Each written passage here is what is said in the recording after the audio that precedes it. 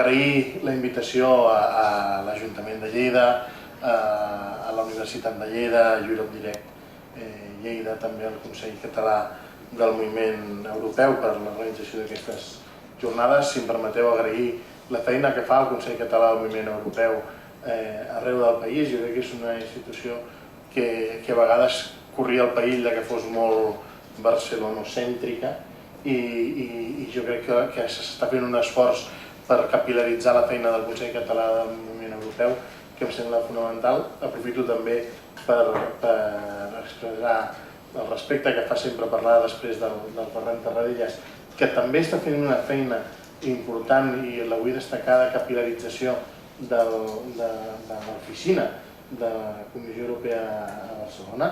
A vegades no en som conscients de la singularitat que suposa tenir a Barcelona una oficina com la de la Comissió Europea i jo crec que, si m'ho permets, aprofito l'ocasió per agrair-te que no es faci una gestió també molt urbana i molt barcelonocèntrica de l'oficina de la Comissió Europea, sinó que es faci una gestió, si em permets, més de país d'aquesta oficina, perquè em consta, i només cal que segui una mica el seu compte de Twitter, que constantment està donant voltes i està fent xerrades sobre economia circular o qualsevol altra cosa arreu del país. Puc manifestar que dissabte que ve estarà treballant a Hongria, que és l'altre costat, o sigui... Per això. I dissabte, dissabte també es treballa. Molt bé. Segurament del que ha dit el Ferran Tarradellas hi haurà algun concepte que serà reiteratiu amb el que jo diré, però el Ferran, que és expert en comunicació, sap que els conceptes, si són correctes, doncs reiterar-los mai ve de més perquè queden més ben instal·lats. Voldria començar ja formalment aquesta intervenció amb una primera frase d'un dels pares de la construcció, del que avui coneixem amb el nom d'Unió Europea, que també fou canceller d'Alemanya i un gran demòcrata cristià, Konrad Adenauer, que deia que tot ésser pensant, no només aquells que tenen en política una responsabilitat primària, haurien de consagrar alguna vegada una hora tranquil·la a reflexionar fins on hem arribat, en quina mesura ha descendit el nivell del nostre temps, qualsevol que sigui la pauta que se li apliqui en referència al que és bo i just per la humanitat. Ens devem a nosaltres mateixos aquest còmput, aquesta meditació tranquil·la, a fi de fer allò que estigui en les nostres mans per desviar a la humanitat del camí que ha emprès per tal d'arrencar-la del límit del precipici en què amenaça enfonsar-se. Per això vull agrair als organitzadors que hagin preparat aquesta jornada per parlar sobre l'aposta per una economia circular i poder explicar els treballs que hem dut a terme des del Parlament Europeu en el nou paquet legislatiu. I vull agrair-vos-ho perquè, com diu el títol, lliga també amb la cita de Konrad Adenauer, es tracta d'un repte indefugible, d'una responsabilitat primària. I a més és un plaer fer-ho, ja ho he dit, compartint taula amb en Ferran Tarradellas. Voldria deixar clar també un principi que entenc que és fonamental i vull destacar altre cop el títol de la conferència perquè no veig millor descripció que la que s'hi fa, més enllà del reciclatge, un nou model econòmic. I és que és ben cert. L'economia circular no és la part verda de l'economia, sinó que és un canvi de coordenades integral i transversal del model econòmic que afecta des de l'agricultura a l'economia, la política monetària, les polítiques energètiques, la recerca, la innovació, la indústria. Salvant totes les distàncies, ja m'ho permetreu, l'economia circular és al segle XXI el que va suposar l'invent de la màquina de vapor al segle XVIII. Qui primer s'hi vagi adaptant estarà en millors condicions de situar-se al futur de situar-se millor, en millors condicions, al futur de la nostra societat global. En aquest sentit, cal sumar esforços a tots els nivells, ho deia el Ferran. Vull destacar també l'activitat que el govern de la Generalitat està fent i ha fet en aquest canvi, que estic segur que d'altres ponents més tard explicaran amb molta més profunditat. Per exemple, l'estratègia d'impuls d'economia verda i economia circular, la constitució del grup de treball interdepartamental en presència de diversos departaments, com ara Territori i Sostenibilitat, Empresa i Ocupació, Economia i Coneixement, el Departament d'Agricultura, Ramaderia, Pesca, Alimentació, Medi Natural, amb la idea d'impulsar polítiques transversals en el context de l'estratègia Catalunya 2020. Vull destacar també la creació del Comitè d'Impuls del Pla Estratègic de la Química, l'Energia i els Recursos, el qual podria actuar com a òrgan consultiu de l'impuls a l'economia verda i circular, ja que integra representants del Departament de Territori i Sostenibilitat i tracta temàtiques més properes a l'economia verda. Així també cal destacar la suma del Consell Assessor pel Desenvolupament Sostenible i el grup de treball d'Economia Circular creat dins dels grups de treball interdepartamentals que elaboren el Pacte Nacional per la Indústria. I no només la Unió Europea o el Govern de la Generalitat estan treballant l'economia circular des dels seus àmbits competencials.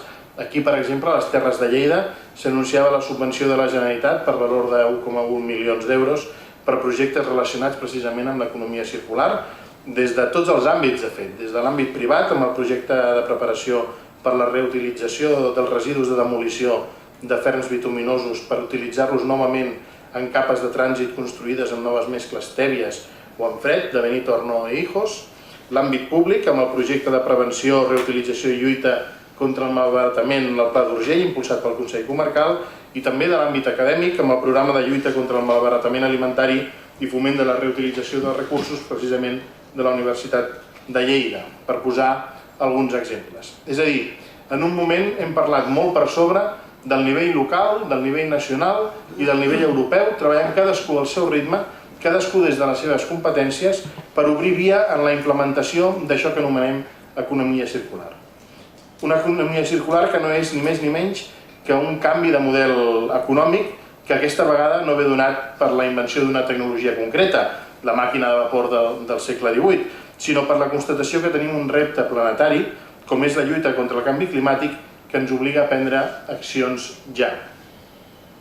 En les darreres dècades, el model econòmic, ho explicava en Ferran Tarradellas, que s'ha acabat imposant a nivell global, ha estat el vinculat a la producció, consum, rebuig de béns i matèries, portant a uns desequilibris molt importants que han portat a provocar el canvi climàtic.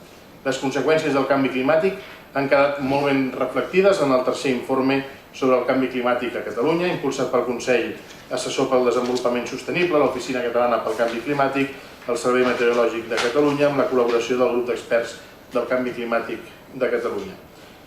Per tant, que el canvi climàtic és una realitat, ningú al continent europeu ho discuteix avui, tot i que in illo tempore, i no fa tant, l'actual president del govern, el senyor Rajoy, recordeu que afirmava que tenia un familiar que li explicava que això del canvi climàtic potser no era tan greu, potser és que al final Trump i Rajoy estaven una mica emparentats aleshores. Sembla, però, per tranquil·litat de tots, que avui el president Rajoy ja ho veu d'una altra manera i, per tant, Espanya forma part, i jo crec que forma part d'una forma important i amb alguns representants de la Comissió Europea amb un rol de lideratge, forma part del consens que el canvi climàtic és una realitat que és aquí i que hi és per quedar-se.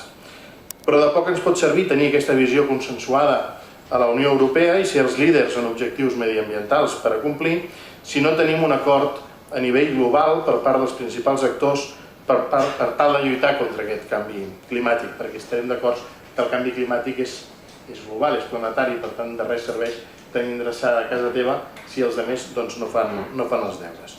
Abans de l'acord, tots plegats a la Unió Europea i més enllà, teníem clar que si bé tenim un objectiu global per tal de contrarrestar uns efectes que ens impacten globalment, de poc servia si els grans emissors no s'hi implicaven. I d'aquí la virtut de l'acord de la COP21, de l'acord de París. I també d'aquí la necessitat d'una ràpida ratificació de l'acord per part dels signataris de París. Un dels motius d'aquesta necessitat d'una ràpida ratificació era per la necessitat que Europa no es quedés en un segon pla després de l'assoliment de l'acord, ja que havia anat liderant les diferents rondes de negociacions amb multitud de contactes i reunions realitzades, entre d'altres, pel comissari Arias Cañete i per la presidència francesa de la COP21. El segon motiu era la ràpida ratificació que va fer l'administració Obama davant els temors d'una hipotètica victòria que s'ha acabat confirmant de Donald Trump a les eleccions del passat novembre. Uns temors fundats i que ara ens tenen a l'expectativa de què passarà si al final els Estats Units es retiren de l'acord o no el compleixen. De poc servirà, com deia, que tinguem un acord si al final hi ha alguns dels sectors principals que no l'acaben complint. Si això succeeix, es pot afavorir una situació d'externalitzacions de la indústria europea que acabi mantenint el mateix nombre d'emissions i per tant no tinguem cap avenç en la branca més ambiental o ecològica de l'acord.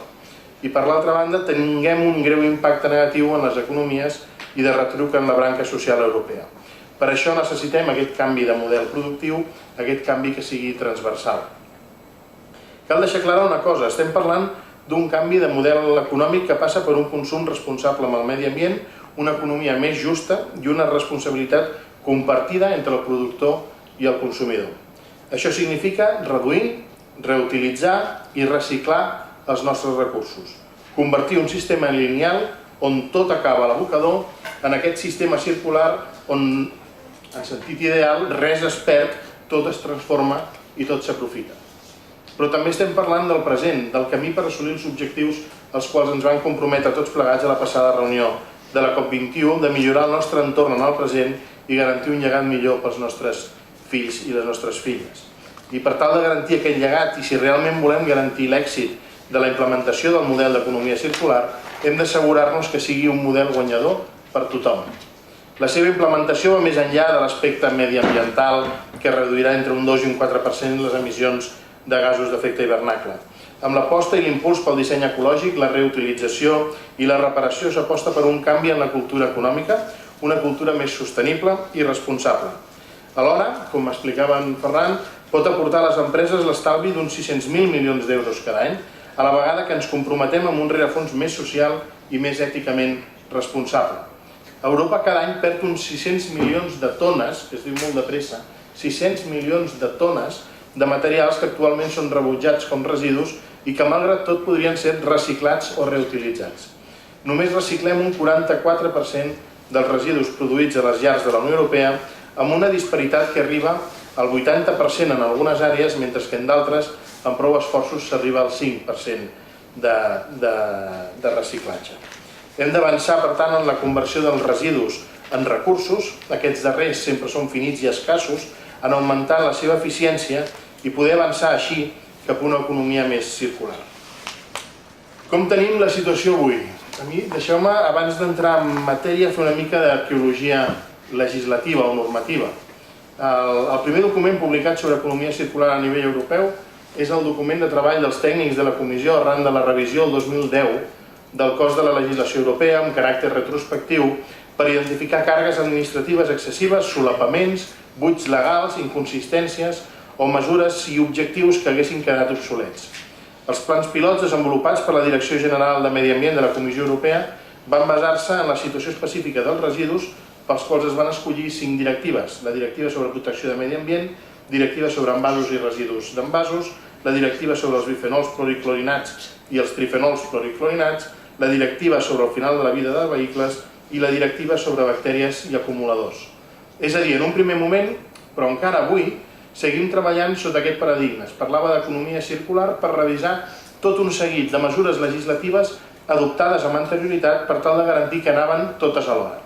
D'aquella anàlisi va sortir el document del full de ruta cap a una Europa eficient en l'ús dels recursos, de 2011, i posteriorment la proposta de directiva per les quals es modificava la directiva de residus, les que us he relacionat fa un moment, la de residus, envasos i residus d'envasos, abocament de residus, la relativa als vehicles al final de la seva vida útil, la directiva relativa a piles i acumuladors i els seus residus, i la directiva sobre residus d'aparells elèctrics i electrònics.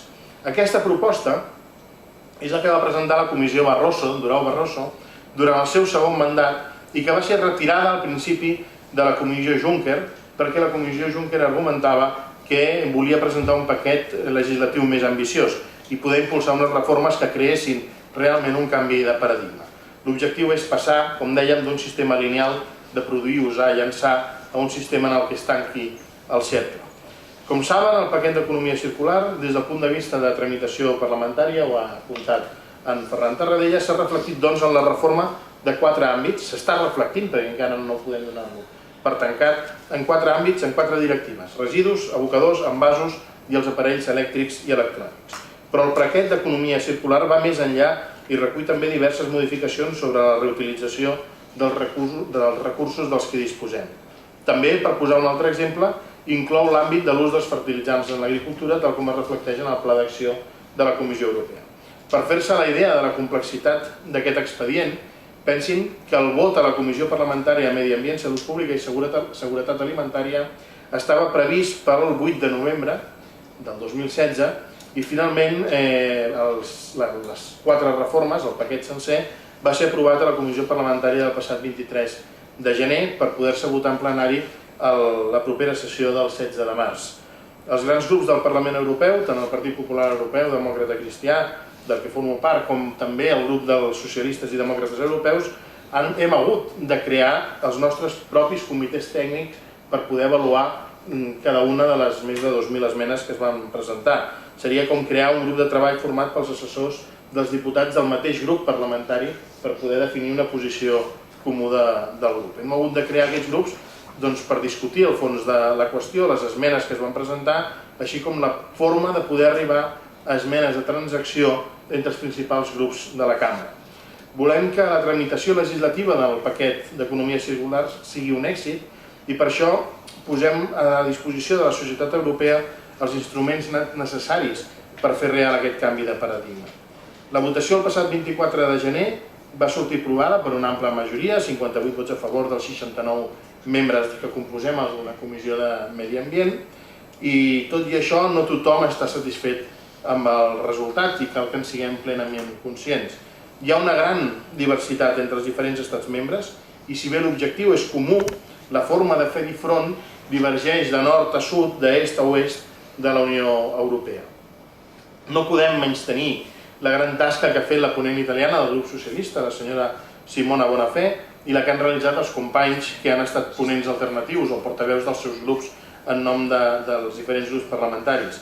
L'objectiu que teníem era, en primer lloc, aconseguir un acord el més ambiciós possible i a la vegada el més proper a les posicions que coneixem del Consell, a les posicions que coneixem dels estats membres, per tal de garantir un procés més ràpid per la seva aprovació.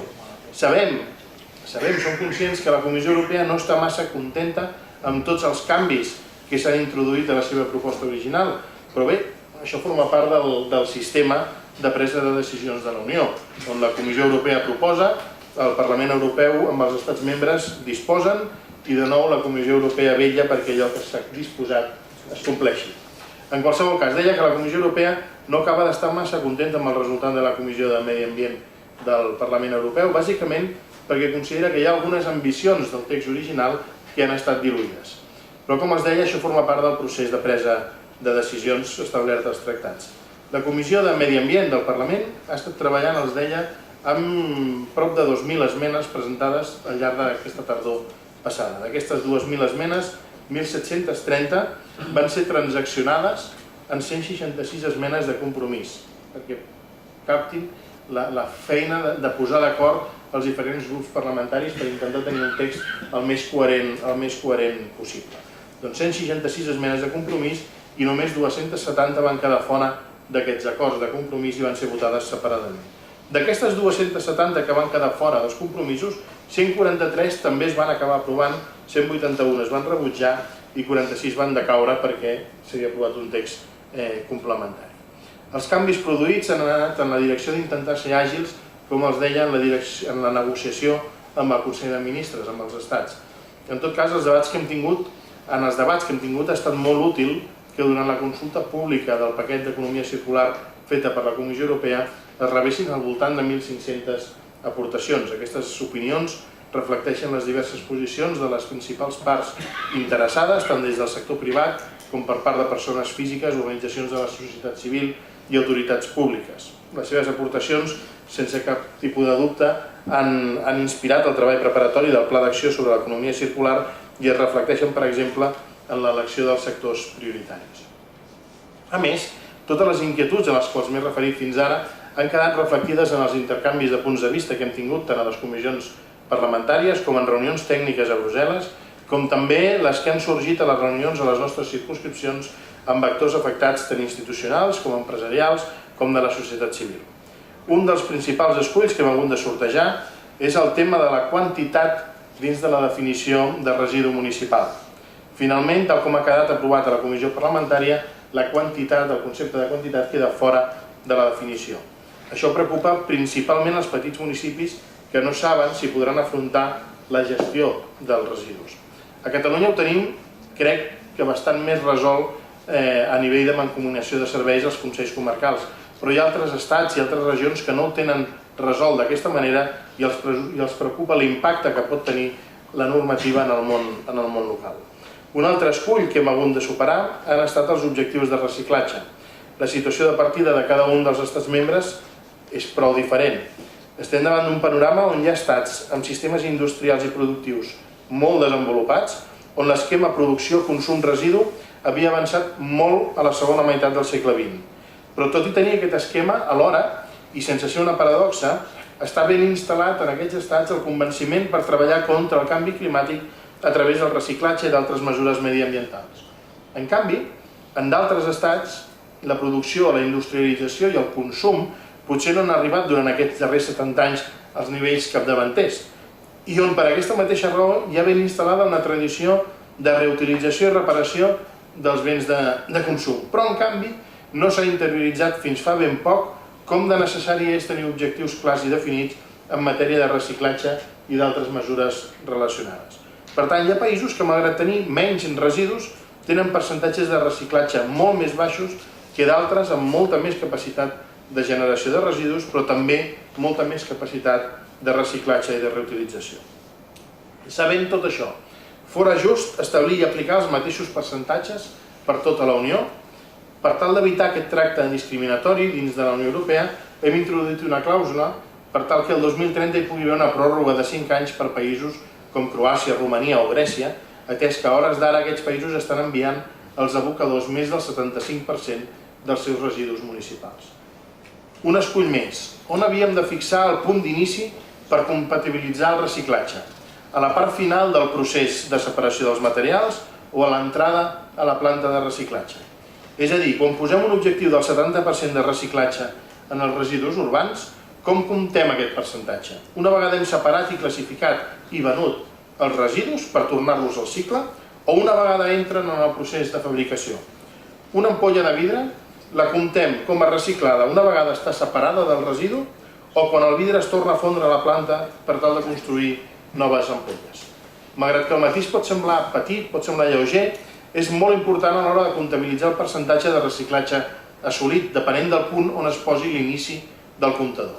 Finalment, la comissió ha decidit, comissió parlamentària, que es comptabilitzaria a partir del final del procés de la separació dels materials. Tot i que és una postura més conservadora d'inici, és la que pot induir els estats a complir els objectius fixats. L'altra postura més, si em permeteu, revolucionària, fixar-ho a l'inici del reciclatge, podia fer que tot el treball legislatiu que s'ha dut a terme quedés bloquejat al Consell, quedés bloquejat pels estats i acabéssim sense aquest paquet legislatiu, sense acords i, per tant, en la mateixa situació en la que ens trobàvem fins ara. Val a dir que, malgrat aquest pragmatisme conservador, en algunes postures, en d'altres hem estat més ambiciosos que els objectius marcats inicialment per la comissió, com per exemple en els percentatges de reciclatge marcats com a objectiu pel 2030. Si bé abans us parlava del 44% que actualment es recicla a la Unió Europea de mitjana, ens hem fixat que per al 2030 aquest percentatge ha d'arribar al 70%, un 5% per sobre del que s'havia proposat la pròpia Comissió Europea. Comparant amb dades del 2004, suposa un increment de gairebé el 40% de reciclatge en 26 anys. Un repte que hem volgut encarar també en el paquet d'economia circular és la reducció del malbaratament d'aliments. Es calcula que avui en dia a la Unió Europea es malbarata aproximadament, que també es diu de pressa, 89 milions de tones d'aliments. Això és el que vindria a ser uns 180 quilos per persona i any. Amb el paquet d'economia circular ens hem proposat reduir aquest malbaratament a la meitat per l'any 2030. Així mateix ens hem proposat reduir un 50% els nivells de desaprofitament que acaben al mar, proposant un percentatge intermig del 30% per l'any 2025.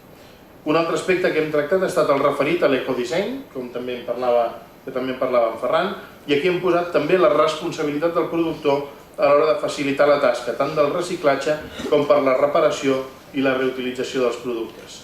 S'ha de ser capaç d'assolir, pel que fa al muntatge i producció de nous béns, que aquests siguin fàcils de desmuntar i separar quan acabin la seva vida útil, que sigui més fàcil recuperar tots els seus components o sigui molt més fàcil poder canviar la peça que s'ha espatllat. Aquest és un gran pas en l'avenç en la lluita contra l'obsolescència programada dels aparells, principalment dispositius electrònics i elèctrics. És a dir, aquí comencem una batalla contra la producció d'aquelles, em perdonareu, impressores que a les 1.000 impressions s'espatllen. Doncs tenim prou tecnologia com per evitar que això hagi de ser així.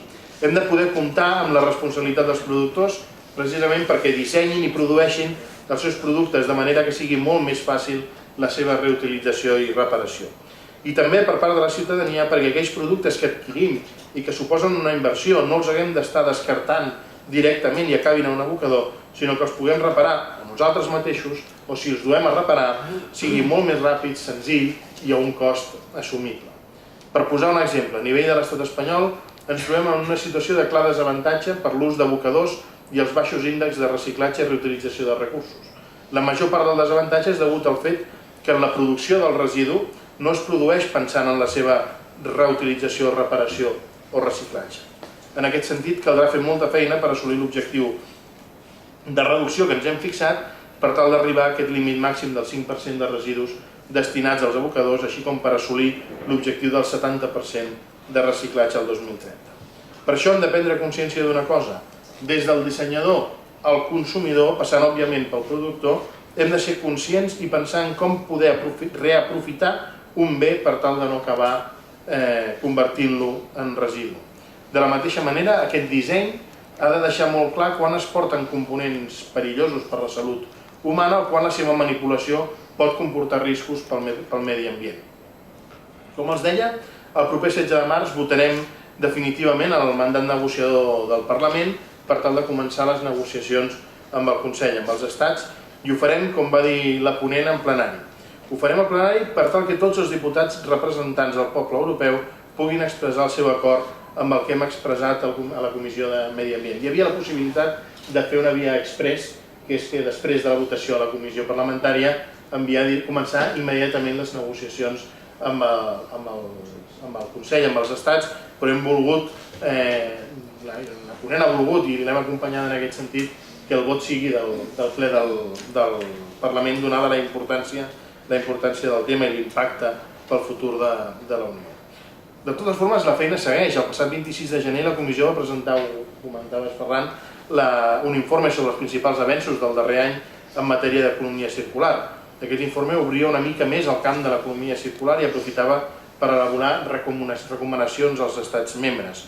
Una d'aquestes recomanacions era com elaborar les valoritzacions energètiques a partir dels residus i poder-les encabir, encara que representin una petita part dels combinats energètics dels estats i que aquest aprofitament entri també en consonància amb la Unió per l'Energia, amb la Unió Energètica. Així mateix, la Comissió va presentar una plataforma de finançament a través del Banc Europeu d'Inversions basada en 3 pilars. Un primer pilar de coordinació de l'economia circular i d'augment de la conscienciació es farà a través d'identificar projectes potencials i l'execució de les millors pràctiques entre diversos projectes a nivell europeu i que aquestes pràctiques es comparteixin. Un segon pilar d'aquesta plataforma serà l'assessorament en economia circular, que a través del Banc Europeu d'Inversions es donarà suport al desenvolupament i a l'estructuració dels projectes per millorar les seves oportunitats de finançament. I un tercer pilar de la plataforma està basat en els instruments existents, ho deia en Ferran, ja a la Comissió del Banc Europeu d'Inversions, com el Pla Juncker o l'instrument de finançament europeu per innovadors a càrrec del programa Horitzó 2020. Aquest pilar serà utilitzat per finançar directament els projectes que reuneixin els criteris de l'agilitat establerts. Al llarg d'aquest any també s'ha actuat en el camp de l'ecodisseny. El passat novembre la Comissió va presentar el Pla de Treball 2016-2019, en què focalitzava els esforços en aquells productes amb major potencial d'estalvi energètic. També trobem accions en l'àmbit dels fertilitzants. La Comissió ens ha presentat una proposta que ja estem treballant al Parlament i que hem de saber enfocar bé per no perjudicar més del compte als agricultors.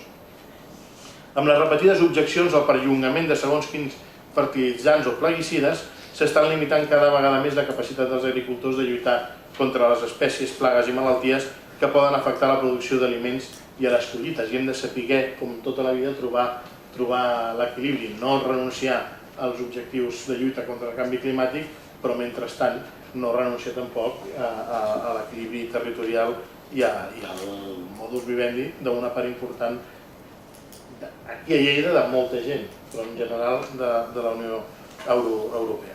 Deia Konrad Adenauer, crec que per l'exercici de la política l'home necessita dues coses. En primer terme, un enfocament realista dels problemes i després una espècie de segona mirada, la capacitat de veure les coses com segons tota probabilitat acabaran evolucionant en el futur. I ja ho he apuntat al principi de la meva intervenció, quan també citava Konrad Adenauer en un altre context. Som davant d'un dels grans reptes que haurà d'afrontar la societat global al segle XXI. Bo serà que retinguem el consell, l'enfocament de Konrad Adenauer, realisme i prospectiva, que normalment no van de la mà, i d'aquí la magnitud del repte que afrontem. Un repte que, com dic, és enorme.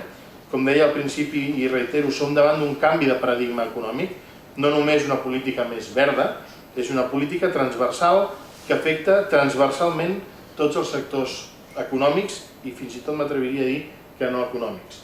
I crec que, per exemple, ja no se'n pot responsabilitzar només un únic departament del govern, sinó que cal que s'integrin els departaments d'empresa, d'indústria, en el d'economia, el de medi ambient, òbviament, i se'm dirà amb tota seguretat que ja hi ha elements de transversalitat a les polítiques del govern vinculades a l'economia circular, vinculades a la sostenibilitat, i és cert, bé està, els he relacionat al principi, però a tot el procés d'implantació de l'economia circular, a part d'aquesta transversalitat imprescindible, li cal jerarquia i comandament. Per tant, al meu humil parer, les competències d'economia circular haurien d'estar sota el paraigües o de la presidència directament o d'una vicepresidència que agrupés en el seu si totes les polítiques de recerca, innovació i reindustrialització. Alhora també hauria d'agrupar totes les polítiques relacionades amb la sostenibilitat i la lluita contra el canvi climàtic. Cal, com deia, no només coordinació dels departaments, de les iniciatives i l'avantatge competitiu que podem oferir des del nostre país en aquest camp, sinó que cal una clara supremacia jeràrquica.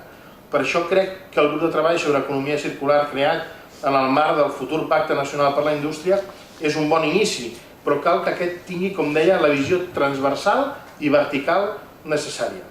Vaig acabar, però no voldria fer-ho sense fer menció a un tema que és d'especial importància i transcendència per mi en el camp de l'economia circular i més concretament en els objectius de reutilització.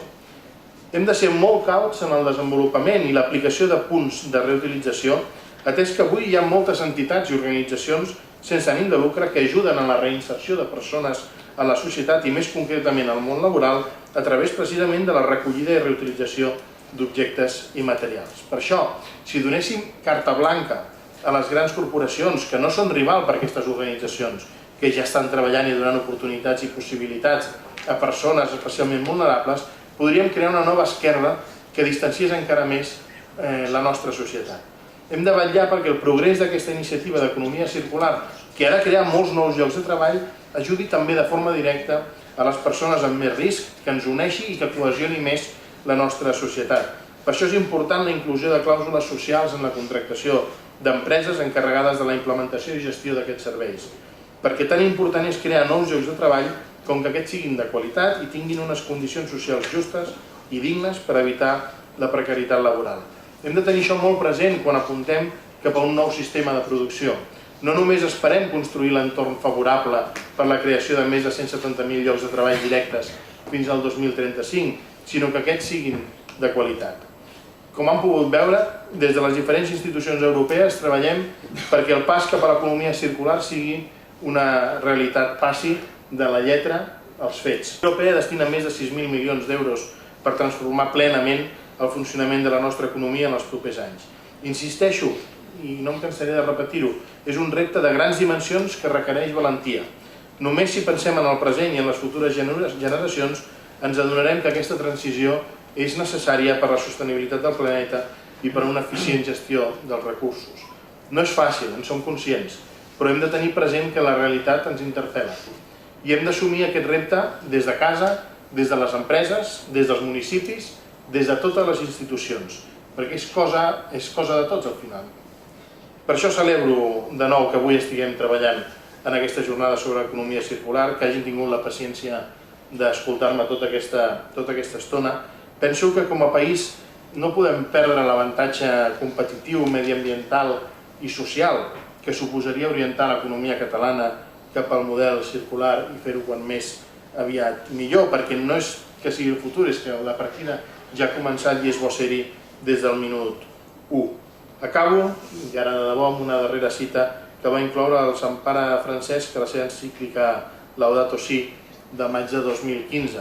Diu, encara no s'ha aconseguit adoptar un model circular de producció que asseguri recursos per tothom i per les futures generacions i que suposa limitar al màxim l'ús dels recursos no renovables, la moderació del consum, maximitzar l'eficiència de l'aprofitament dels recursos, reutilitzar i reciclar.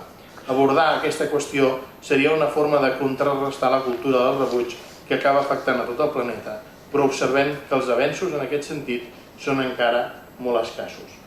Jo diria que és la primera vegada que l'Església Catòlica va potser per davant dels temps i no molt per darrere. Moltes gràcies per la seva atenció.